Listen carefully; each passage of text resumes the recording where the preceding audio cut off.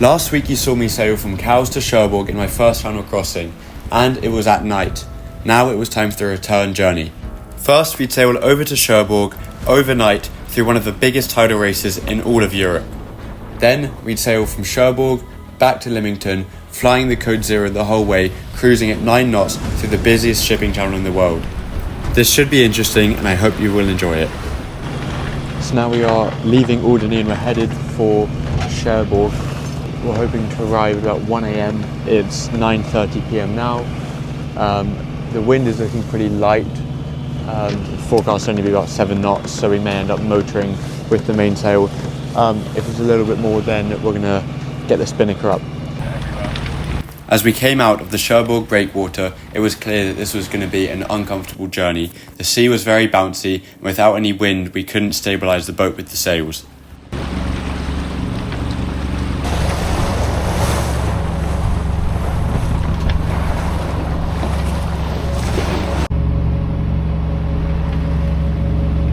So we're now coming up to Cherbourg. You can see the lights of the city. It's very hard to navigate because the lights in the background sort of obscure the navigation lights. I am so incredibly tired. I don't think I've ever been this tired in my life. I've got a podcast on, so that does help.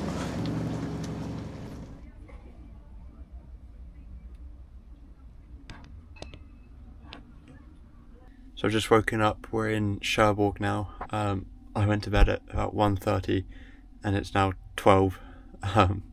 So I slept a lot, really a lot. But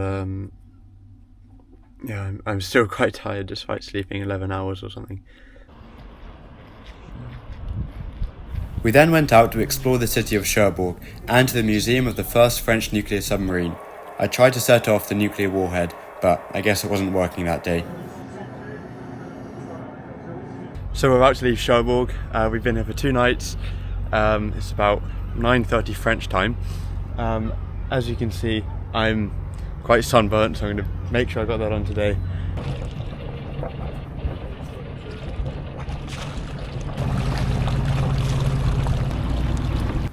The forecast for the return leg was looking woefully light, and coming out of Cherbourg, it didn't seem like there was a hint of wind.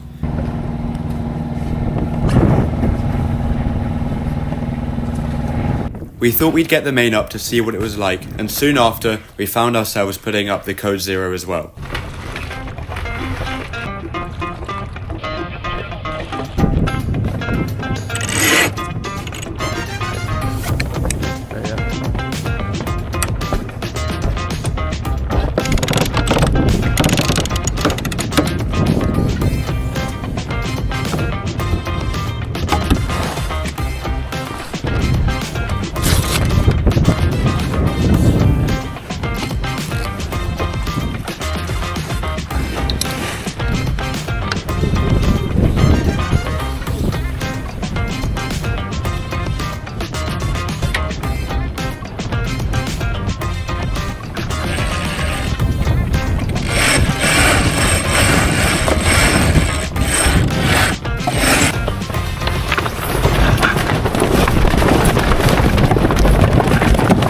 I had accidentally attached the code 0 the wrong way at the bottom, so it wasn't unfurling all the way. This was quickly sorted, and so we were back to sailing.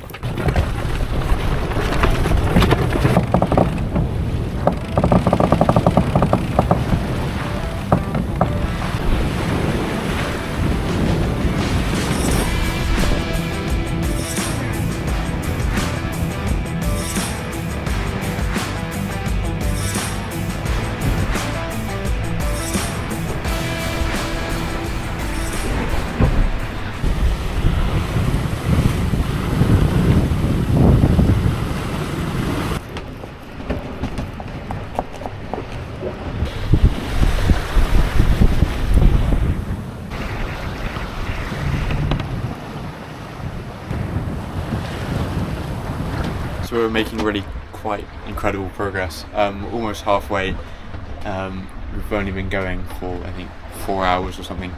So we should be there pretty soon. We're just going at a constant 8 knots, which is pretty good, and only 15 knots of breeze. it's a perfect sailing day. There's not much waves, not much wind, so just really enjoying it. My phone's broken, so I'm going to stick it outside in the sun to hopefully dry. And I've had a message from my dad on the Garmin InReach. He's just said that the wind is supposed to pick up as we get closer to the island. So what that means I don't really know, but yeah, we've still got the code 0 up, but we can expect to maybe drop that.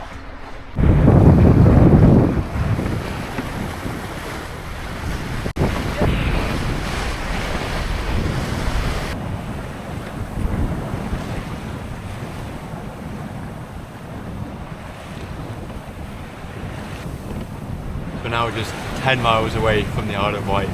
It's been a super speedy crossing. It's only about 3:30, and we left at 9:30. The weather's just been perfect. It's been so nice. It's going to be cool to go back to England and be able to say that I've crossed the channel twice, and one time at night. So it's super cool.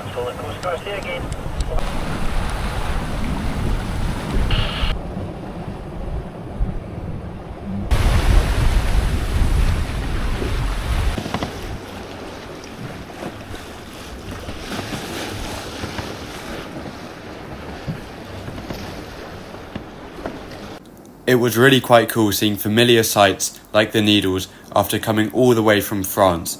This really sort of sunk in the achievement.